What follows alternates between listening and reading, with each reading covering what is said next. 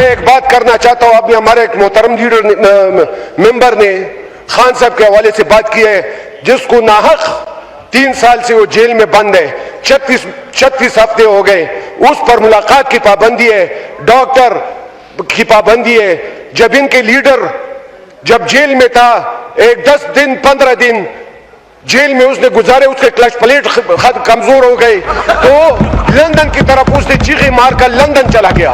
یہاں پر ہمارے خان صاحب کو ڈاکٹر کی رسائی نہیں ہے. ہر ہفتے ہم احتجاج کرتے ہیں اڈیالہ جیل کے باہر, صرف اس لیے کہ ان کی بہنوں کی ملاقات کرائی جائے, ان کی فیملی کی ملاقات کرائی جائے, لیکن کوئی سنوائی نہیں ہوتی. میں آپ کو یہ بات کہنا چاہتا ہوں اس فلور آف دا ہاؤس سے انشاءاللہ کہ پاکستان تحریک انصاف کی حکومت آئے گی بہت جلد, اور عمران خان وزیر اعظم ہوں گے. اور یہ بات یاد رکھ لیں کہ ہم اپنے کارکنوں پر جو شہید ہوئے, جو زخمی ہوئے, جنہوں نے جیلیں کاٹی ہے, ہمارے یہاں پر ایم این ایز ان کو نااہل کیا گیا. کتنے ایم این ایز سارے ووٹ لے کر آئے تھے, ان کو نااہل کر کے اور 30 اور 40 سال کی سزا ان کو دی گئی. عمر ایوب صاحب ہمارے اپوزیشن لیڈر, ان کو اسمبلی سے باہر کر دیا. تو میں یہ کہنا چاہتا ہوں کہ انشاءاللہ تعالیٰ پاکستان تحریک انصاف کی حکومت آئے گی, ہم ایک ایک ظلم کا بدلہ لیں گے. منسٹر صاحب یہ یاد رکھیں, اور اپنے پارلیمنٹ کو میں اب چیختا بھی رہا ہوں, اپنے پارلیمنٹ کو اپنے استثناء نہیں دیا کہ اس میں پی ٹی آئی والے شامل ہیں. ہم آتے ہیں اس استثناء میں. میں کہتا ہوں اس پارلیمنٹ کو مضبوط کیا جائے, اس کو استثناء دیا جائے.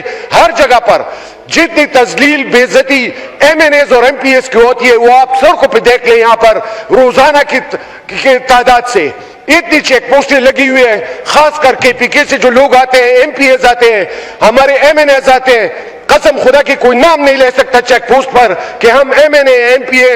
ایسے بدماش پولیس کھڑی کی ہے آپ لوگوں نے یہاں اسلام آباد میں صرف ہماری بے عزتی کے لیے, صرف خیبر پختونخوا کی بے عزتی کے لیے. ہمارے 443 ارب روپے خیبر پختونخوا کے آپ لوگ کے ذمہ بقایا ہے, وہ نہیں دیتے. ہم پر گیس اور بجلی اتنی لوڈ شیڈنگ کے پی میں ہو رہی ہے, بجلی ہم پروڈیوس کرتے ہیں, ساری ہائیڈرو پاور جو ہے وہ کے پی میں ہے. شکر ہے یہ پنجاب میں نہیں, ورنہ پتہ نہیں پھر کیا ہمارے ساتھ تم لوگ کرتے. گیس بھی ہماری گیس بھی نہیں دیتے. اتنی سخت لوڈ شیڈنگ. ابھی پچھلے دنوں اچھا گندم کی ترسیل بند کر دی تھی, پنجاب سے گندم کی ترسیل. میں اسپیکر صاحب ایک بات بولنا چاہتا ہوں, یہ پاکستان جب آزاد ہوا تھا 1947 میں, یہ تو اس میں تو نہیں لکھا تھا کہ یہ صرف پنجاب کے لیے آزاد ہوگا, کے لیے بنا ہوگا. یہ پاکستان تو مجھے لگتا ہے کہ پنجاب کے لیے بنا ہے. آپ لوگ کا بھی کوئی حصہ نہیں ہے, سندھ والوں کا, بلوچ اور کے پی والے تو غرق ہی ہے. ہم ابھی گئے تھے اپنے صوبائی صدر جنید اکبر کے ساتھ گلگت بلتستان الیکشن کیمپین کے لیے. جیسے ہم پہنچے, ایک رات گزاری ہے, صبح ناکے پر غزر جاتے ہوئے پولیس والوں نے ہمیں روکا کہ آپ کے پاس این او سی نہیں ہے. کیا ہم لوگ فارنرز ہیں کہ پاکستانی ہیں؟ یہ فارنرز کو این او سی چاہیے ہوتی ہے کہ پاکستانیوں کو چاہیے ہوتی ہے؟ ہمیں وہاں سے پکڑ کر تانے لے گئے, اور تانے سے پھر ہمیں صوبہ بدر کر دیا گیا. اور یہ آپ لوگ کہہ رہے ہیں پیپلز پارٹی والے خوش ہو رہے ہیں کہ ہم الیکشن جیت گئے, نون والے خوش ہو رہے ہیں کہ ہم الیکشن جیت گئے. ہمیں تو چھوڑا ہی نہیں گیا, ہمیں تو الیکشن کرنے نہیں دیا گیا, اس لیے آپ جیت گئے ہیں. ہمیں میدان میں چھوڑے تو پھر دیکھتے ہیں مقابلہ. ابھی ہماری محترمہ یہاں اسپیچ کر رہی تھی کہ خان صاحب کا چورن ختم ہو گیا ہے. میں کہتا ہوں خان صاحب کو ذرا نکالو نا باہر, جیل سے نکالو, پھر دیکھتے ہیں کس کا چورن ختم ہوتا ہے. قسم خدا کی یہاں جہازوں میں سیٹ نہیں ملے گی آپ لوگوں کو, آپ بھاگتے ہوئے نظر آئیں گے سارے جب خان صاحب نکلے گا. اور انشاءاللہ خان صاحب نکلے گا پاکستان کے لیے, اس عوام کے لیے, اس غریب عوام کے لیے, اور اس پاکستان کو خود مختار اور آزاد بنانے کے لیے. مالاکنڈ ڈویژن ہمارا پاٹا اور فاٹا میں جب مرج نہیں ہوا تھا تو ہمیں ایک علیحدہ حیثیت تھی پاٹا کی.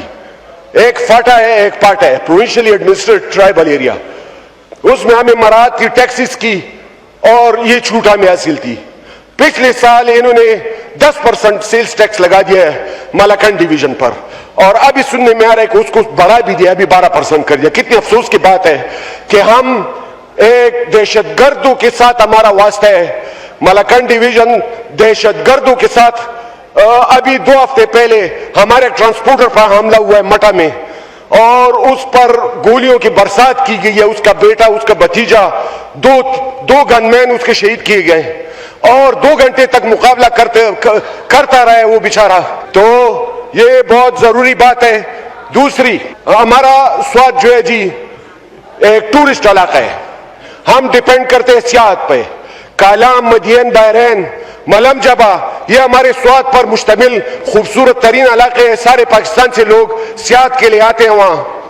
لیکن ایک تو دہشت گردوں نے وہاں ہمیں تباہ برباد کر کے رکھ دیا, ہمارا کاروبار تباہ کر کے رکھ دیا. دوسرا, مرکزی حکومت کے خصوصی اقدامات سے NH جو ہے ہماری روڈز نہیں بنا رہا.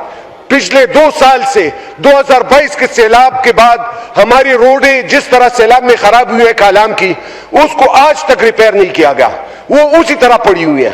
تو میں سمجھتا ہوں کہ اس میں مرکزی حکومت کا ہاتھ ہے, ہماری سیاحت تباہ کرنے میں, ہماری روزی ختم کرنے میں.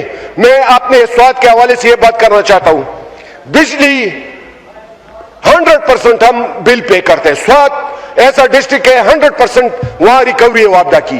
وہاں 18 گھنٹے کی لوڈ شیڈنگ ہے, 18 گھنٹے کی لوڈ شیڈنگ ہے. تباہی پیر دی ہے وابدہ والوں نے بھی, NHA والوں نے بھی, یہ ساری مرکزی محکمے, اور یہ ہم سے بدلہ لے رہے ہیں پاکستان تحریک انصاف کو ووٹ دینے پر.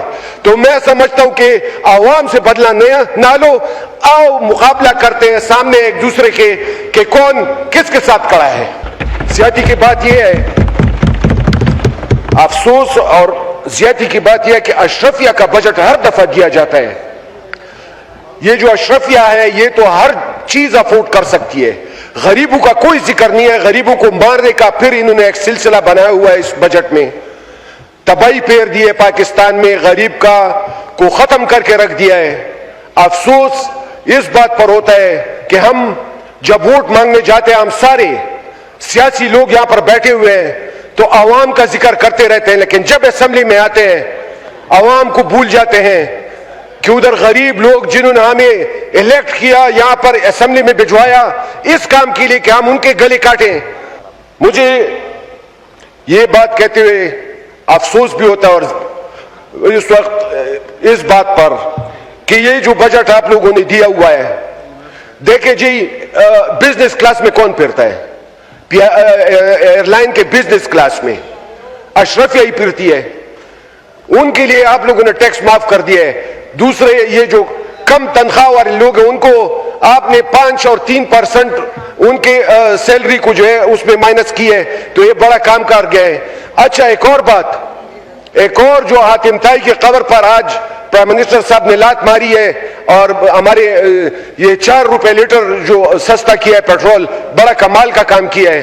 یہ ایران اور امریکہ کے جنگ میں ایران میں تیل سستا, سعودی, دبئی, اور ہمارے پڑوس میں انڈیا میں ہر جگہ سستا. پاکستان میں تباہی پھیر دی ہے تیل نے. ہم نے اپنی گاڑیاں کھڑی کی ہوئی ہے, پتہ نہیں ہم کس طرح ہم فلائی کوچ میں پھرتے رہتے ہیں کہ تیل نہیں افورڈ کر سکتے. تو ادھر منسٹر صاحب کہہ رہا تھا, ابھی ہمارے منسٹر صاحب بیٹھے ہوئے ہیں کہ بجلی کا بل بھی ہم دیتے ہیں اور گیس کا بل بھی دیتے ہیں اور تیل بھی کم ہو گیا. تو بہت افسوس ہوا منسٹر صاحب کہ آپ لوگ پر بھی سختی آ گئی. تو ہم لوگ آپ کے ساتھ ہیں اس موقع پر.